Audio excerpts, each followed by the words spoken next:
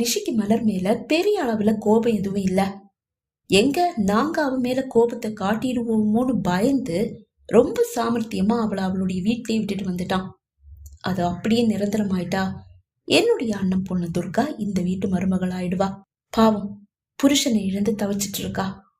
இதுவரைக்கும் அண்ணனுக்கு போன் பண்ணி ஒரு வார்த்தை பேசல.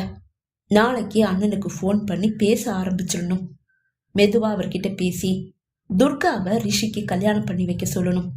கண்டிப்பா அவர் ஒத்துப்பாரு. மனதில் முடிவு செய்து கொண்டார் ரிஷியின் அம்மா. அப்போதுதான் ரிஷியின் அப்பாவின் எண்ணிற்கு ஒரு அழைப்பு வந்தது. செல்லை எடுத்து பார்த்தார். மலரின் பெரியப்பா பஞ்சவன் தான் அழைக்கிறார். ரிஷி, பஞ்சவன் அங்குள் போன் பண்றாரு என்று கூறியவர் ஸ்பீக்கரில் போட்டு அழைப்பை ஏற்றுக்கொண்டார். சொல்லுடா. டேய், நாங்க கிளம்பி ரிஷி தம்பிய பார்க்க வரலான்னு நினைக்கிறோம்.